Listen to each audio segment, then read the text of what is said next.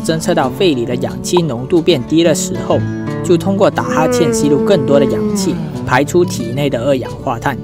但有人就不这么认为，因为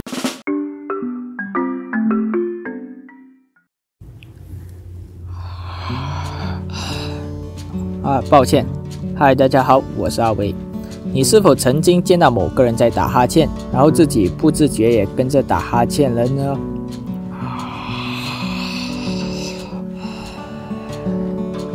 抱歉，现在在屏幕前的你是不是也跟着打哈欠了呢？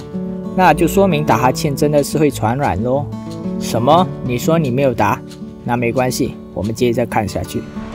好，首先还是先让大家了解一下打哈欠的原因。一般认为打哈欠是因为累了、困了的表现，其实打哈欠的原因一直是众说纷纭。那我就提出几个比较有名的假说，之后大家看看哪个是你听过和最能接受的假说吧。第一是关于生理学的假说，认为人在缺氧时才会打哈欠。当肺脏周边的组织侦测到肺里的氧气浓度变低的时候，就通过打哈欠吸入更多的氧气，排出体内的二氧化碳。但有人就不这么认为，因为肺脏不一定能侦测到氧气不足，而且子宫内胎儿的肺脏还不能换气的时候，胎儿已经会打哈欠了。对，你没听错，还在妈妈肚子里的胎儿是会打哈欠的。另外还有一项美国大学研究提出，不论是氧气或是二氧化碳浓度较高时，都会使人呼吸频率提高，但却不会影响打哈欠的频率与时长，所以这就认为打哈欠与缺不缺氧没有关系。第二是进化论的假说，一些进化论支持者认为，打哈欠最早来源于人类祖先为了向别人发出警告而张大嘴巴露出牙齿，因为有证据认为，当动物在环境或身体状况改变时，通过打哈欠的方式将这些讯息传达给其他动物。如果是这样的话，人类打哈欠的行为也许是以往带着要传达某种讯息，最后演变至今变成习惯人存却丧失了存在意义的一个动作了。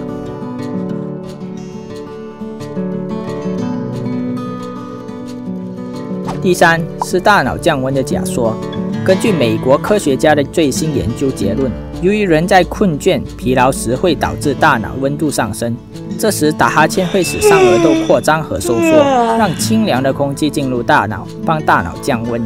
所以打哈欠相当于大脑的一个散热系统。那打哈欠会传染又是怎么一回事呢？有人说，也许当一个人打哈欠时，张大嘴吸入大量的氧气，呼出大量的二氧化碳，随后周围人感受到二氧化碳的浓度上升时，因为要吸入大量的氧气而打了个哈欠。但是如果以刚才第一个假说来说，很显然不是这么回事，要不然你也不会看到影片里的人打哈欠的时候，你也跟着打哈欠啦。打哈欠会传染的其一说法，固定行为模式，有点类似反射动作，可以想象成多米诺骨牌效应。在一个空间里，一个人打了个哈欠，接着附近看到的人也会打哈欠，这效应一旦启动，就会持续一定时间。其二说法叫无意识模仿，也称作变色龙效应。人对他人的行为无意识地做出复制动作，比如你看到身边的人翘着二郎腿，你很有可能也会不自觉地翘起腿来。无意识模仿最实用的用途就是帮你好好学习，它受控于大脑中的镜像神经元 Mirror Neurons。这群脑细胞就像镜子一样，看到他人的动作之后，促使自己也跟着做那个动作。通过核磁共振技术可以看到，当我们看见或听见别人打哈欠时，大脑中的镜像神经元区域会有感应，也就使到我们也跟着打哈欠。最后也是比较多人说的同理心。同理心是种能力，能感知他人的感受，融入对方的情绪。这是一种对于像人类这样的社会性动物来讲十分关键的能力。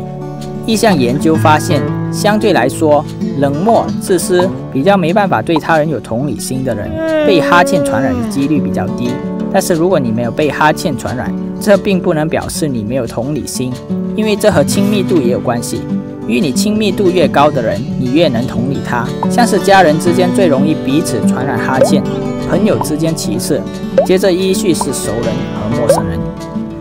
还有传染哈欠在我们4、5岁时就产生了，因为在这个年龄已经能正确的识别别人的感情了。